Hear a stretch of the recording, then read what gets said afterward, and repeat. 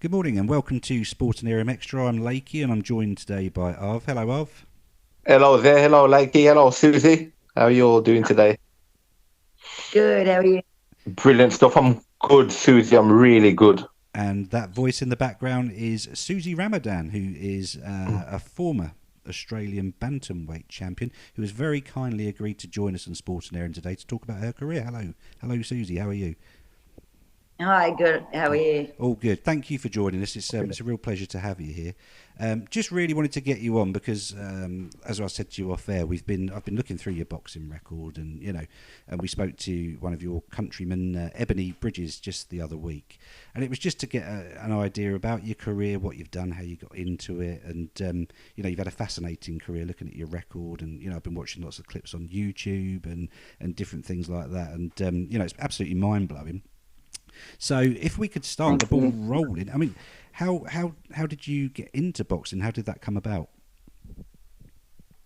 Yeah, it's really weird because I never imagined I'll ever be a boxer. But look, as a child I got bullied when I was really young. I grew up in a really rough area, and eventually, I got sick and tired of people bullying me, and I started hanging around with the wrong people, and then I sort of turned and was going down the wrong path in life. And there's so many. I've got a massive story behind how I got into boxing, and I just can't, just say so much of it because eventually I want to bring out a documentary and a book, which will detail a lot more information and more depth into it because there has been.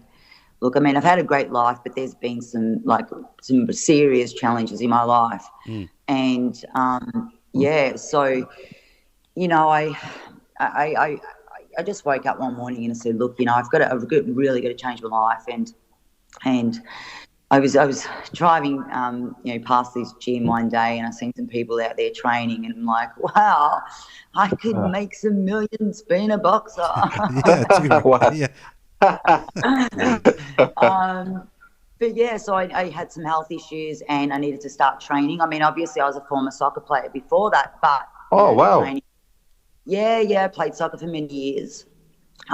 So I didn't feel as though it was strong enough for me mentally, and it didn't give me that discipline that I really needed. Yeah. So that's like I said, when I noticed when I drove past that gym and I noticed people training out there, I wanted to go in there and check it out. But it back then, we're going back over 10 years ago, and all the boxing gyms, it was known for females can't go into boxing gyms, Right. and very intimidating and all that sort of.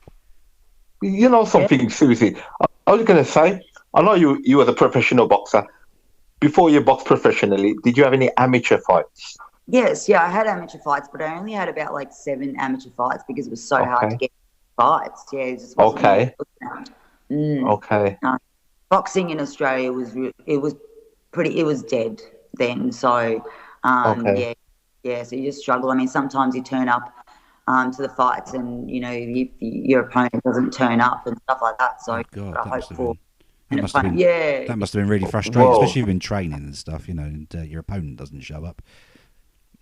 Yeah, it is. And I think what's more frustrating is at that time, obviously they didn't have women in the Olympics and stuff like that as well. So, Yeah. I got asked to turn pro, and a year later is when they accepted the women in the Olympics and all that. So, I was spewing about that. Like, I would have loved to obviously compete in the Olympics, but I don't regret it because I've done really well in the professional. So Yeah. You had a good career. yeah. It's been a roller coaster, but I've achieved quite a lot in boxing in a short period of time as well, which has been good. Absolutely. So you had 28 professional fights you had in total, or I've had 31 fights and 28 wins, 3 losses. 28? Right. Okay. Yeah, and Oh. all 3 losses were in Mexico.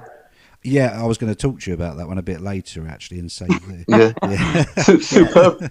Everyone loves Good record. Mexico. So, I mean, yeah, thank you. oh, it's an amazing record, of absolutely amazing. But, Yeah. I mean, considering the time when Susie started, but like you just said, the struggles you faced, kind of, to fight. I mean, what sort of reception did you get from which gym was it that you went into? That's the thing that's the thing when I first walked into the gym and I said, I want to fight. And they just looked at me and said, well, no way. Look at we're talking about the old school boxing trainers, and they're like, you're a girl and you're too little and you could get hurt. And I just thought to myself, look, nothing can affect me any more than what it has in life itself. So, that night I went home and thought about it, and I said, look, you know what, I'm going to go back there and prove them wrong. So I was the first one to train, the last one to leave, and I was so determined. And, then months down the track is when they turned around and said, well, do you want to have a go? And I said, well, bloody earth, that's what I've been waiting for. And that was obviously, like I said, with the amateurs, it was hard to get fights. And then when I turned professional, same sort of thing happened. We approached a promoter, and the promoter's like, oh, no, girls can't fight. They don't look too good. And, won't look good for the crowd and stuff like that. And my trainer just had to convince him and say, well, she's not just, she can actually box. We've just got to give her a go and let her just, give her a shot. Yeah. And he did. And the first time I boxed really well with my first pro fight, and the crowd loved me. And ever since then, that promoter was really good. He was doing a lot of shows in a year, and he would always put me on. So obviously we start with 4 rounds and 6 rounds and 8 rounds and build it up to the 10. So I had lots of fights with him, and then unfortunately he stopped promoting. And when I got to a certain level, that's when it was starting to get harder to get fights, because obviously it costs more when you start winning IVF titles and stuff like that. Pay sanction fees and stuff. I mean, going back to your first fight, I mean, how did it? Was that kind of a ground? I'm presuming, like I say, I'm presuming this was quite a groundbreaking thing in your country, then in Australia at the time, for you to actually be stepping into the ring. Did you have many peers around that time? Were there other women fighting, or were you kind of the standout really at that time? I was pretty much the standout. Like in Sydney, female boxing was banned, right. And in Melbourne, I was the only professional fighter. So it was banned there. Sorry? It was banned, did you say? Did you say it was banned? In Sydney, at one stage, yeah. Yeah. So we really pushed hard. I'd done a lot of work, trying to build women's boxing. So it helped pave the way for women's boxing. And once they started noticing that, someone like me that can actually box and has defence and learns the skills and stuff like that, they started, and that's when they, turned things around. So, at one stage, Fox Sports didn't want to televise women, and once I sort of made a statement, things started changing, which was really good. It sounds really similar to. I mean, Arv would know more than me, but Arv, it sounds really similar to kind of how Jane Couch. It does. It sounds like a carbon copy of a, definitely. I mean, you've spoken to Jane at length, Arv. I mean, Jane. Yes, I have. Had, faced massive kind of discrimination is the only word for it, really, isn't it? Just on gender. Yeah. To actually manage to fight, and she had to actually go abroad a lot, I think, didn't she? After fighting. That's right. She did. America and. That's right. When Chief was fighting, she didn't fight not once here. She was always in other countries, at the time. Yeah. I mean, so Susie, so going back, so you were gradually kind of so when people could see you could fight then, and that you were serious about your sport. I mean, is that when the tide started to turn, or people sort of sat up and took notice? Yeah. So it was kind of groundbreaking for the time then, really. I mean, you changed mindsets, I presume, is the way I'd put it. Yeah, I've changed so many mindsets, and which it made it a huge difference. I mean, look, they had to get international opponents in, because obviously I was sort of the only one around. So, which it started to get too costly afterwards. But I think it gave me that drive a lot more. The harder it is, the more challenging it is. The harder I push, so the better it is for me. And so I wasn't going to stop until things started to change, and now women's boxing is growing. And in Melbourne, there's so many, and it's the whole Australia. There's so many girls boxing now, which is awesome. Yeah, yeah. I mean, Susie, when you were fighting, right? Was there any other women around, or was it just sort of yourself? You know, when you was boxing, was there other women at the same time in your camp, or was it you sort of on your own sort of thing? You know? Yeah, well, it was only me, so I would always train with the boys and spar the boys. Oh, okay. Oh, you sparred the chaps as well, did you? Wow. Yeah, I've sparred more boys than girls. I haven't really sparred many girls. So yeah, there wasn't, like I said, there wasn't any girls back then. Yeah. And even now I struggle to get sparring. I think that's probably the hardest thing. So I'm always sparring the boys, but I prefer sparring the boys anyway. I think that's what's taught me. It just keeps me on my toes, you know. So can't slack off when you're sparring the boys. No, and do they go all out with you? I mean, do they go full pelt with you sparring, or do you find they step off a bit, or is it they don't hold back? Yeah, some of them do. Yeah, it just depends. I mean, the age and you know, obviously some boys who are a lot heavier will, you know, obviously, you know, they don't go as hard. So yeah, it's different. It's different. Excellent. I mean, like you would know the Maloney brothers. Yeah. I know them. Yeah, I've sparred. I can't tell the difference between those two, but I sparred them years ago, and you know, that was sparring for me, and it was just the speed because they're very sharp and you know, technical. So you know, and they didn't get in the ring there with me to kill me or anything like that. So we just box and really good sparring. Yeah, good experience too. You know, I imagine. Yeah, very very good experience because those boys have been around. Had lots of amateur fights too, so yeah. I mean, in your fourth fight, I'm just having a look. I mean, you won the vacant Australia female super bantam title. Was that kind of created as a result of you boxing? Because I've been looking at the history of that title. I mean, obviously there's been winners since. I mean, I think Shannon O'Connell holds it now, but it looks like you were kind of the inaugural, you know, kind of contender for it. So did that come about as well as a result of you taking up the professional boxing? Well, actually, that Australian fight, that Australian title fight, that's actually that's a good story too, because the Foxtel didn't want to televise. It was a female fight, and so many people called in to complain. Really? And the night before the fight, they changed their mind, and we ended up getting televised. So it was, you know, thanks to all the fans and who called in to complain. So. Look, there was, I think, one more girl in Perth, Erin McGowan, who sort of just started when I started pro, I think. Just after me, I'm not sure. But, yeah, then Shannon O'Connell came after me, turned professional after me. So, as I said, it was mainly me who was around. I was lucky to get that girl who to fight for the main title. She was an Australian as well. So, yeah. Absolutely brilliant. I mean, just to, like I say, to get the TV network on board as well. I mean, especially, it's just weird. And this, you know, thinking about it now, it just seems so strange that a TV network would be saying, "Oh no, we're not having any women fight." It just seems so, you know, now it just seems really foreign, doesn't it? Foreign way of thinking. You know, you just can't even sort of process. It's almost sexist, right? Oh, totally, totally sexist. But it just seems when you hear it firsthand from, you know, fighters like yourself, you know. And like I say, Jane Couch and people, you just sit back and it just seems so, it just seems obscene, you know, just so stupid. But I mean, so after that, I mean, obviously, who was training you, by the way? Who was your trainer for this period of time? Because I'm presuming, did you have a male trainer?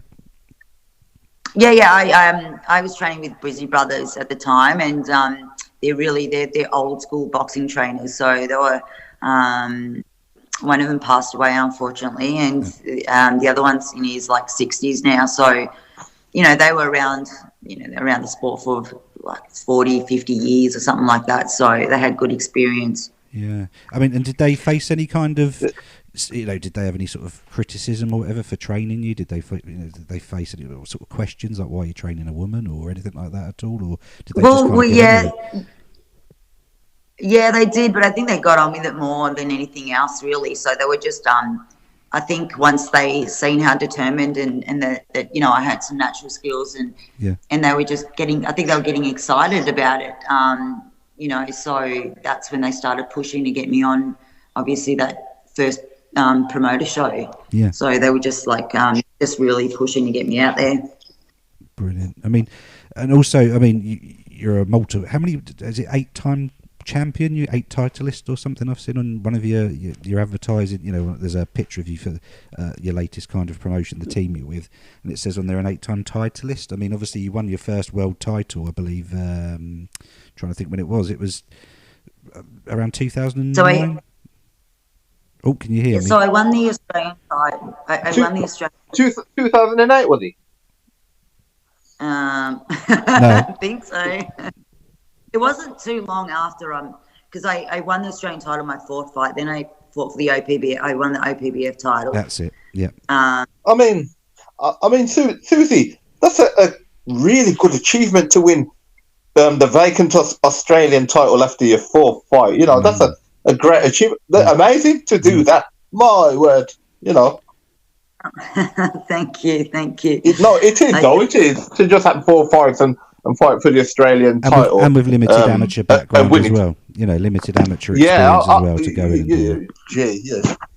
Amazing. Yeah, I didn't have a lot of amateur experience, so but I think the mindset and the determination I had, and just the amount of time and effort I put into learning as much as I could. I would come home and the tiles on my floor, I would use that as sort of like working on some footwork and just all sorts of stuff. I'll do, outside of the gym, extra work for my skills. And I just did a lot, I think. And that's where my trainer could see that, this girl's for real. So it made a difference. It was the dedication you were showing probably to your learning your trade, wasn't it? Whether you're male or female, if someone's got that dedication there, it should shine through. And obviously, in your case, I'm assuming it clearly did. So just get zone. Yeah, sorry, I've go on. So I just wanted to ask you. In your professional fights, what was your hardest fight, sort of thing? Who was your hardest fight? Okay, I know you're laughing about this one because this might be against the transgender that I fought for the WBC title. Yeah. That's one of my hardest fights, yeah. Look, Alicia Graf before that for the WBC international title, that was a really hard fight physically. Okay. Really hard fight, but the transgender for me, I think, was the hardest fight because against Alicia Graf. Alicia Graf, yeah, that was that was physically challenging fight. So she came to fight. She was a tough girl. She had a lot of experience, and it was an exciting fight. We got a standing ovation for it because it was just it was a great fight. But the WBC world title against the transgender, that for me, I think, was harder because the mental side of it is sort of, I just had to block that out. Yeah. The fact that it's not a female, whatever. I don't know how to say this, but so yeah, I know what you mean. Knowing that and going into a fight. The record of all her Usain Korn's fights were all knockouts, and so. Yeah, looking at that, so technically you were fighting, there's no other way of putting it, obviously that was a man.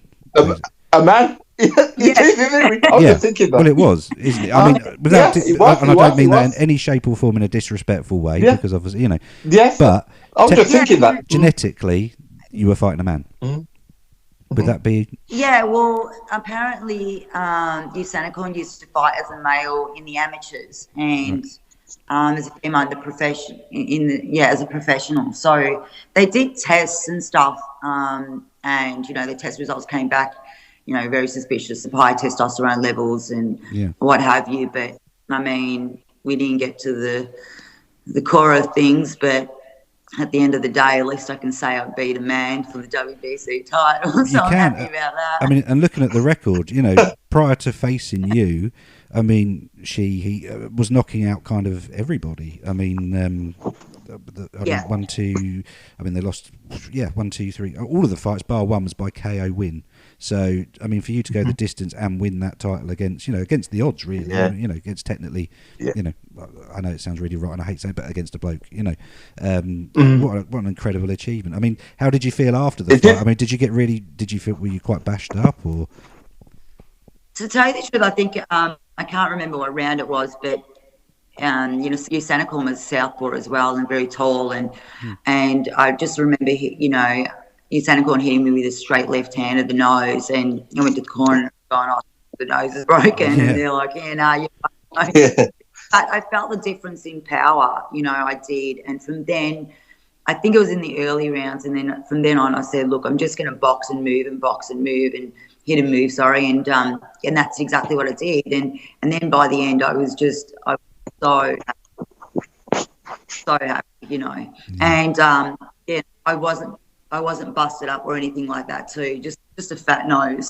Just a fat nose. Well, wow. A fat nose is enough, I would have thought. After that, to be fair, I think that's pretty impressive. Really, just to end up with a fat. I love the way you said that. Oh, it was all right. Just ended up with a fat nose, But your nose is all right now, I presume, is it? It's all good.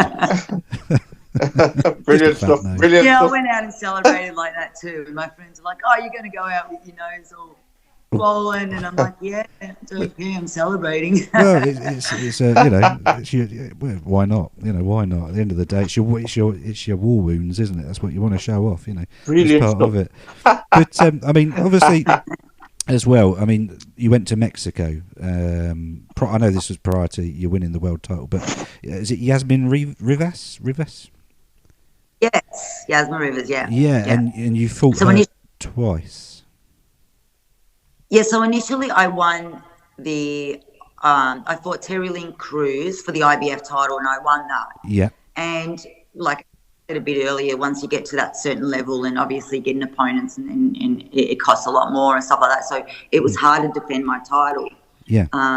Because promote and stuff like that. So I actually got stripped from the title, and Rivers they were waiting for that to happen. Yeah. And they quickly, went for grabs, and we, called them up saying, hey, give us a shot. It's not our fault that that's happened. Yeah. And so gave me that chance to get my title back. But that's crazy, So- because you already had the title. Don't seem fair that stripping you of that title. Don't seem fair. I mean, I know. Things haven't been fair, but in a way, for me, I feel like I've done things right. I've moved up the ladder. I've fought my way to the top. Like no cutting corners, no, none of this, easy title stuff and I mean, look, the IBF, they got some strict rulings, and I actually don't mind it that they are that, but it was a little bit unfair because I won that title, but I couldn't get a fight. So, they had to strip me, unfortunately, and I went to Mexico to try and get my title back. And I mean, obviously you were used to, around that time, I suppose you were mainly fighting in Victoria in Australia. So was that your first trip abroad? I mean, and what a hell of a trip to Mexico. What a choice of location. But Mexico, all the let's not do it the easy way. No, I haven't done anything the easy way, that's for sure. Clearly. But that was my first time fighting internationally. So, and Mexico is it's really far from Australia. So, and obviously, it's different time zone, and you don't get enough time there in the heat and the altitude. So, there's jet so lag. much jet lag, and But look, it gave me a good experience, and I mean, I know I won that fight, the first one, when I fought Yasmin. Unfortunately, I didn't get the decision. But, it gave me a lot of experience. So, and then obviously I went there again the second time. I didn't get the decision the second time, but yeah. And so, do you feel on both occasions you were robbed, or was it the second one was a little bit more? Yeah, okay, that was fair enough. The first one definitely I got robbed. If anything, they could have at least given a draw, but I definitely beat it the first time. The second time, I feel like I didn't do enough.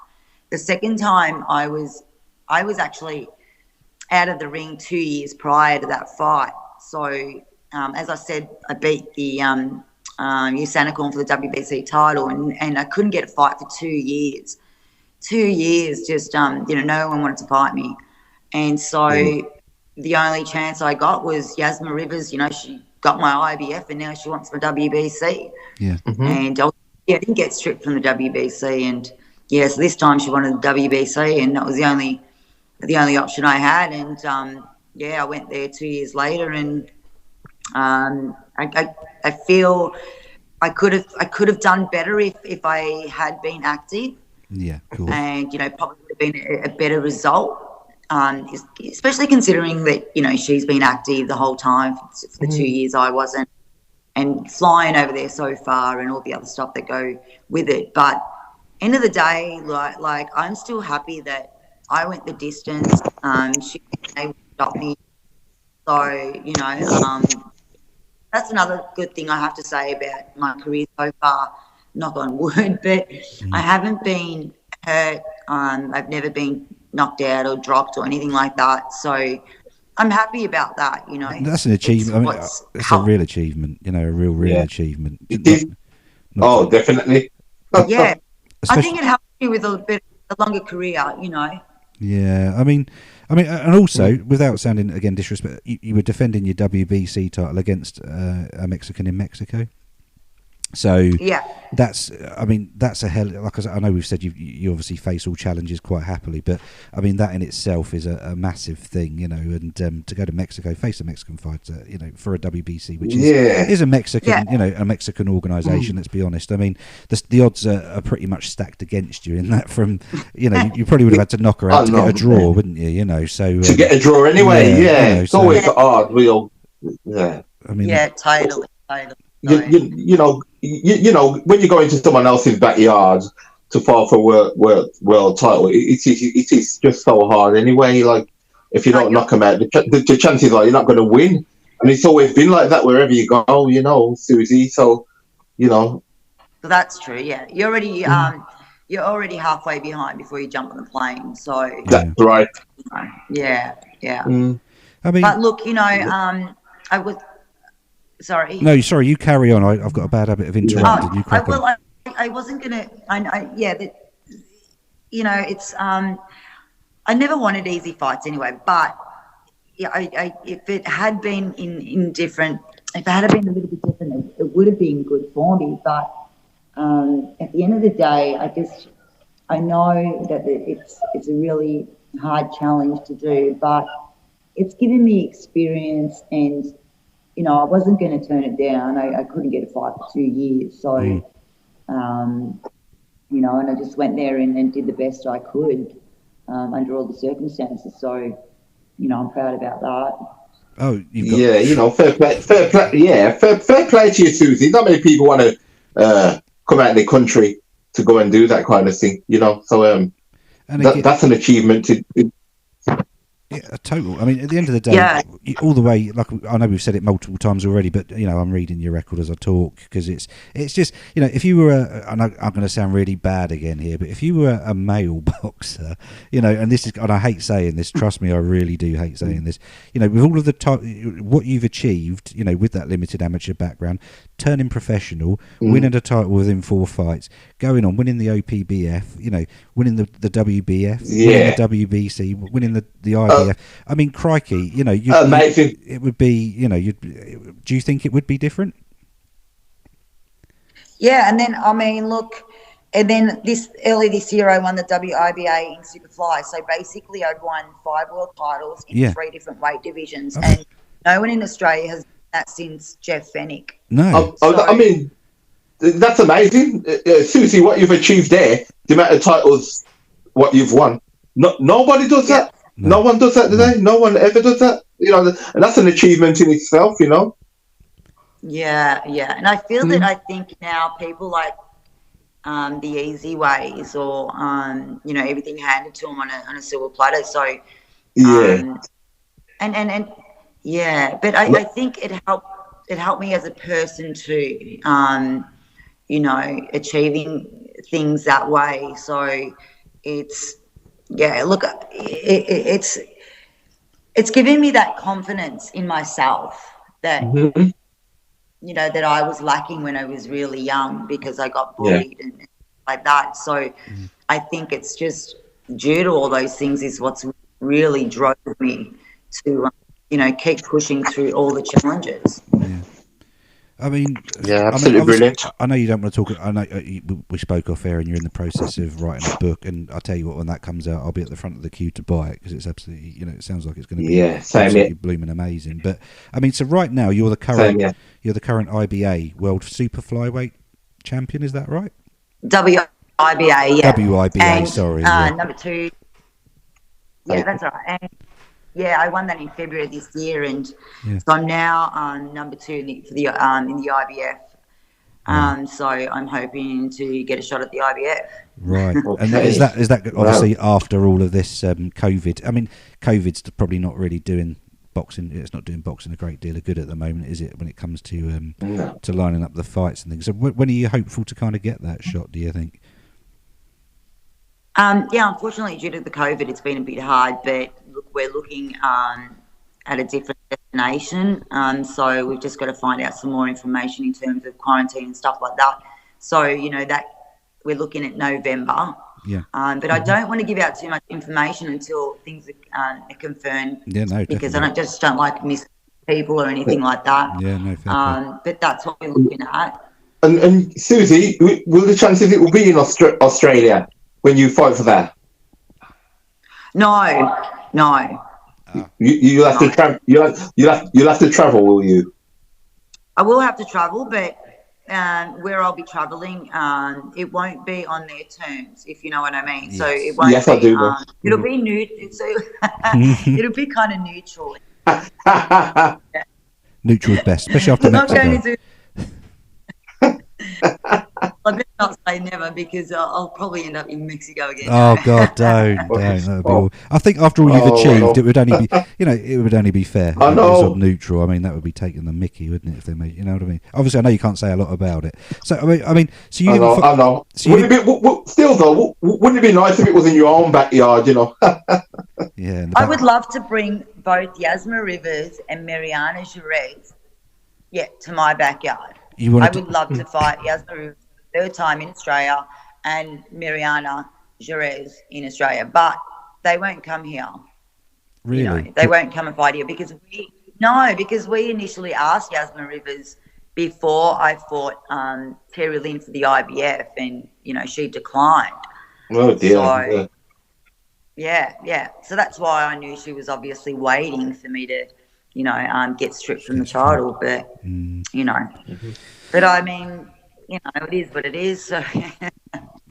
I mean, so the most recent WIBA title you've got. Let me get the wording right. I mean, obviously that was a weight below what you're. I mean, were you campaigning mostly at sort of bantamweight? Was it mostly bantamweight? There was a couple of super bantam.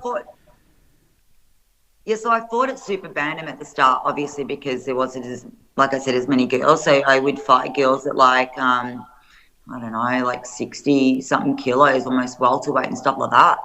Wow. Yeah. So you were fighting quite heavy then at first. Yes.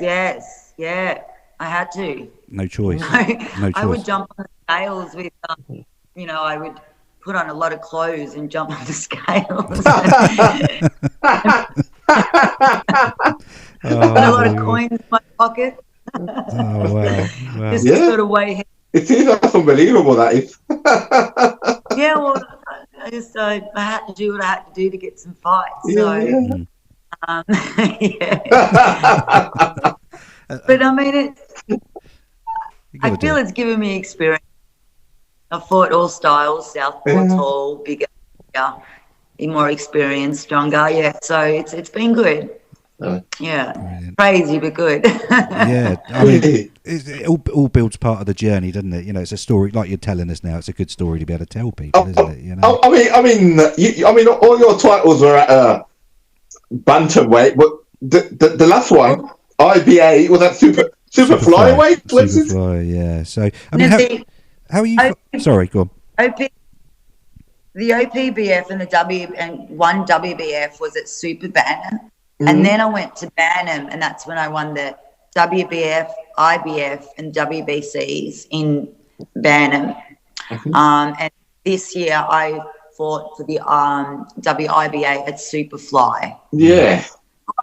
Yeah, I walk around bantamweight, so okay. not much. So, so you don't find it tricky getting down to Superfly? Are you still carrying power down at Superfly? No, I'm quite small. Quite small.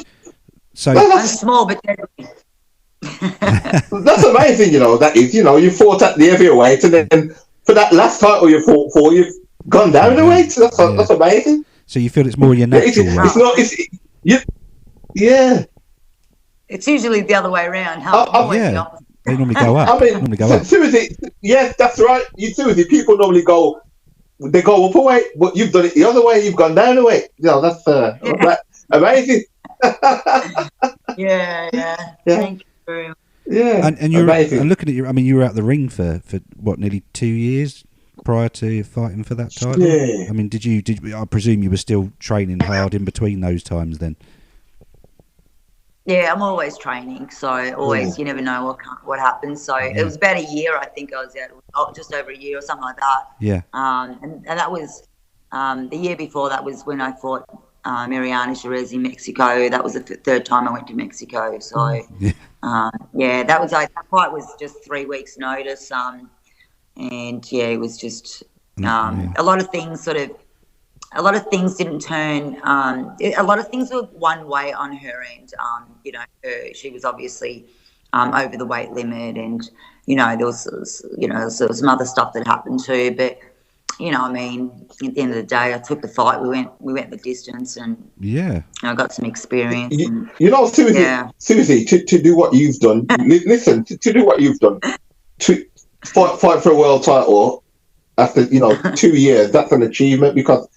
For you not to have a fight for that long and then go into a ring after 2 years and win, that is a massive achievement to be able to do that. Because when you're not fighting, it's not the same. You haven't fought for a long time, and to go in after 2 years and win the title, that's just amazing. It's so amazing to do that.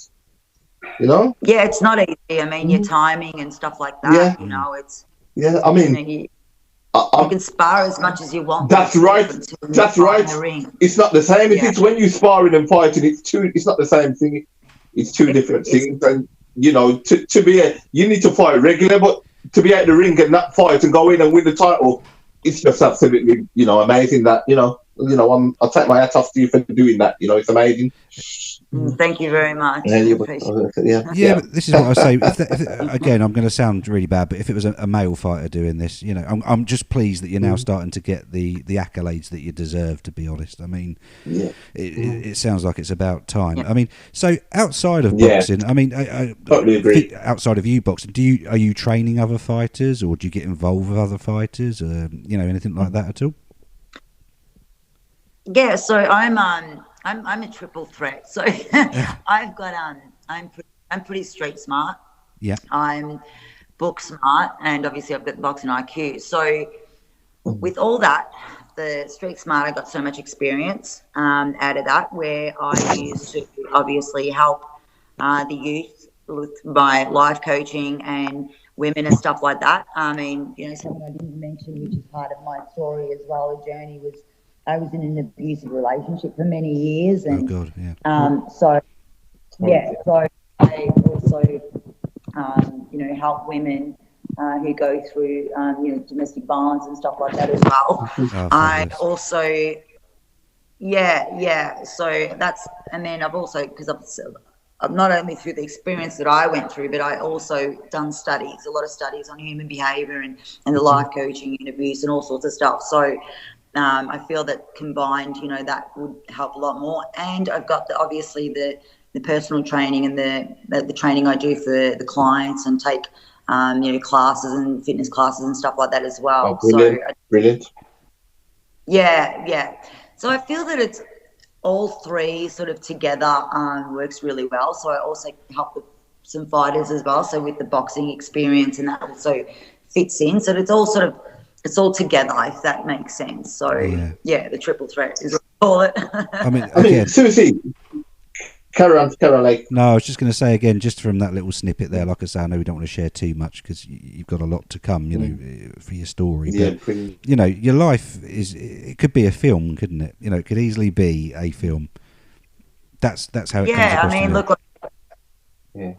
Yeah, they have so many stories, and that's what I'm working towards, obviously. But I want to, I'm still fighting. So I think once all that's done, and then I can focus on the book and the story and then the movie and stuff like that. And obviously more of the motivational speaking to, so people can, so I can really inspire people so they know my story, and when they know my story, that anything's possible and anything can be achievable no matter what you're going through in your life. So that's my plan, And, but from the sounds of you, I think your plan will probably come to fruition because, you're clearly very determined, and if you set out to achieve something, it sounds like you're the kind of person that's going to achieve it. There's no, I don't know, one of those backward step kind of people. It certainly doesn't sound like you're going to take a backward step. No, tunnel vision. And just, I'm a very hard worker. I'm known to, I'm known for being a very hard worker, and with my work rate in the boxing and stuff like that. So, that's definitely me. Brilliant stuff. Susie, I was say, like you train along with legs and that. Do you train along with any like men as well, sort of thing, and give them a few tips and stuff, that kind of thing? I just wondered, What, training?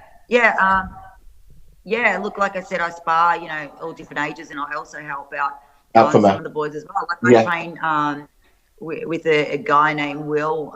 We do a lot of work together, so I help him out as well. And he's obviously new to boxing, so brilliant. He so I give him lots of tips, and he loves it. And I get people call me or contact me through social media and want some tips, and I'm always happy to help brilliant. out where I can. Good. Yeah. Superstar. I mean, we spoke briefly off air about Ebony Bridges, and I know you were saying that you guys do chat and stuff. I mean, do you hold out? Do you see Ebony as a future star of boxing in the future? I mean, do you think she's going to go far? Yeah, Ebony is great. Like, she's got a great personality. We're good friends, and she calls me up for tips as well, and we speak a lot. And she's learning a lot about boxing. She's very determined. Oh, brilliant! She's got a lot of knowledge in boxing, and she's always willing to learn. So it's when you train fighters, you can tell the difference between when you tell someone something and whether they actually hear it or listen to it. But she's that type of person who listens, is like a sponge, and then she works on things where she lacks in, and I think she looks like she's got a bright future ahead, because she's got that drive, and she loves the sport, and I think the passion makes a difference too. Yeah, definitely. I mean, Ebony wants to fight in the UK. Have you ever been to the UK? Have you ever been here yourself, to England or any part? No, of I actually have. I have relatives that live in the UK. But don't ask me where. Susie, I'm surprised you haven't fought over here yourself. But back in the past, I'm surprised you haven't been over here to fight. Yeah, I know. I think there was what was her name? Shelley Vincent. Is that? She from UK at one stage. I'm not sure if. I don't know. None of the girls have really called me out to fight. Okay, but do you think you will come over here at some stage to fight, maybe in the future? I think I will, and I'd like to. Yeah. Look, it just depends on obviously, if there's opponents out there and the fights and stuff like that. So I mean, Eddie Hearn doesn't have a super flyweight. Maybe he needs a super flyweight title on his cards. You've just beat me to it. I was going to say, because women's boxing in the UK at the minute is quite hot. It's on fire. I mean, we've got it really is, isn't it? Like it's really like So we'd love to have you all over of a foot suddenly it's taken off, and Susie, these ladies, they're better than the blokes. They really are. They really are. Yeah. They put the men to shame. Yeah, they have. There've been some great fights in Eddie Hearn's backyard, and me and Lakey, we've been loving it. Like, well, maybe you can get that Mexican lady over to really get the Mexican lady over to Eddie's back garden. Yeah, well, that's an idea. But yeah, no, it's really boosting over there. It's a great thing. I mean, look, like I said, when I was fighting, there wasn't anyone. It wasn't big in Australia, but at that time, Germany, I think there was. And America, everyone thought America was the place, and that wasn't really that big. And now UK is like massive for women's boxing. It's absolutely gone massive. Eddie Hearn he's done a good job. Mr. Eddie Hearn has done a good job. His dad used to do it. I'm gonna disagree with it. He's doing a good job. He's doing a good job, but he hasn't signed Susie and he hasn't signed Ebony. Oh, and now you're right. To complete his full set, he needs to sign them, get them over here and do some blooming fights. That's right. You know what? No. Lakey, I 100% agree with you there, 100% agree with you. Yeah. Definitely. Yeah. Oh, there's another option of Golden Boy, maybe. Golden Boy. Yeah. There's a couple of girls Yeah. So, we'll see what happens anyway. That's obviously up to my team to work on. Yeah. But as I said, I'd love to fight in the UK. I think it'd be a great experience, and I'll get to see my relatives there too. Hey, Susie, where about is your relatives in the UK? Do you know where? Well, that's what I don't know. Okay. Are you sure they're not Scottish or something? I don't know. Because I'm not familiar, obviously, with the UK. So, they were here 2 years ago. They come and visit me. They told me, but I don't know where it was. But, yeah. You can't remember where? My cousin played soccer, I think for one of the Liverpool clubs or something in Liverpool. Liverpool. We know that. Yeah, it's got a hot fighting scene. That's a smoking fighting scene in Liverpool. Loads of talent and boxers coming from that end of the world. So if you can get over they got a lot of Susie. They have a lot of fighters there. I've fought there a few times myself. Liverpool back in the day.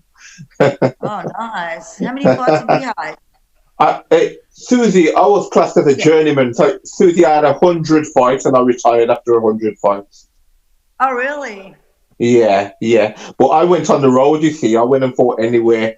And, I weren't one of the ones to, stay in my own backyard. I went and fought all around the UK, everywhere in the UK. And, I fought, And when I hit the 100, I retired, Wow. Well, you made some memories, that's for sure. Yeah. I enjoyed it, but it's Susie. When I went into that sport, it's people don't understand. It's very hard into the professional boxing. It's such a hard career, and it's you know yourself what it's like. I mean, not everybody knows, but it's very hard. It's almost like I don't think that people who haven't fought can say they understand, but they don't. That's right. Yeah, they can watch boxing as much as they want all their life, but they just don't understand it. I mean, they don't understand. Not only is it hard, the sport itself, but the promotional sides of things, but also the way you live outside of boxing as well. Yeah, the discipline and all that. That's right. The people that you surround yourself with, and everything comes to play. So there's so much to it, and people just don't understand. You are so spot on. You are so spot on. Yeah. Spot on. Yeah. So it's something that I think only the fighters can understand. So and trainers who have obviously fought before as well, and the ones there and they know how much work you're putting in. They're the ones in the gym that see what you're going through and what you do. And your family members are the ones who, see when they're eating good stuff and you're eating. Susie, that's why I take my hat off to you, to what you achieved, waiting around to have a fight and waiting 2 years and going and winning that world title. That's why I take my hat off to you. That's just an amazing achievement, to waiting around for a fight. And when you do get one after such a long time to win the title, wow, it's just amazing, what you've done there, Really is. I feel, especially the time when I couldn't get a fight for 2 years, I feel Yeah, that's what I mean. when I look back at it, I feel that if it had been someone else, they might have given up and said, well, what's the point of continuing? I'm not getting fights. It's very easy to give up. It's very easy. It is. And you know what, Susie, it's so hard. It's a hard thing to be waiting around for that long and performing very well. You know, you could that could be your best years. You know, with that 2 years, and when it does come to it, you don't perform as well as you think you're going to perform. Exactly, I know. Do you know what I mean? And this is why I like really take my hat off and think, wow, to do what you've done is just amazing. To do that, you know, it just really is. Yeah. Thank you. I just, I mean, like I said, you know, I never really looked back. Sort of like I've had some time now during this, you know, COVID stuff and back to all this, because every time. You know, it's different getting motivated when you've got a fight coming up. There's a difference in training when you're training for a fight. So there's, you know, it's hard to get motivated in these years. But I love training, and I feel that I've trained my brain. Like I train my brain that, you know, every time I win a title, I'll celebrate in that, and then come back to reality, and I'll say to myself, no, you've won nothing. You're at the beginning. You're starting all over again. So that's what I do every time. So I haven't really soaked in my achievements as of yet. So because every time I win something, I'm like, I celebrate, and then it's like, okay, I'm starting all over again. Yeah. So I'm going to keep going that way. Well, you know what? And then when I retire, then I can soak it all in. Definitely. Yeah, you know what? That's the best way to. Yeah, I mean, I think that's when you can easily slack off, is when you win that title and you go, hey, I'm the best. You put your feet up and go, yeah, no worries. And I think that's when some fighters can get hurt. Yeah, it's right. It's right. You have to be that way all the time. You know, don't think, oh, I've won. You know, you gotta try and keep achieving your goal and not underachieving by having that kind of attitude you have there. You know, and don't give up. I understand. Then when you achieve it all, you can say. Then you can, you know, say that you have. Yeah, then I'll have more rest time and take it all up. Yes, that's right. That's right. Yeah. Well, guys, unfortunately, we're coming towards the end of our time now, because we've been almost an hour on here, believe it or not. And the time flies when you're chatting. But Susie, I mean, thank you again for coming on. And I'll tell you what, you're absolutely mind blowing. All I can do is wish you well for the future. And I don't doubt that you're going to go on and win your next world title. And what I really want to see is you come to the UK and have a big fight, because I can assure you that there'll be lots of us there watching you. You know. Me too, Susie. I would love that. I would seriously love that. Wow. Yeah, you guys are awesome. Thank you. Absolutely thank you. Likewise, absolutely a pleasure speaking to you, Susie. Really is, you know, really is. It's been a pleasure for me too. Thanks, guys. You guys are great. And thank you for sharing your story. And like I say, when you do get your book done, let us know, because we want to go out and buy it. Sure. And we'll advertise it for you. And we'll get you back on. Definitely brilliant. Brilliant stuff. Thank you, Susie, and hopefully we'll catch up with you soon. Suze. And enjoy the rest of your evening there in Melbourne.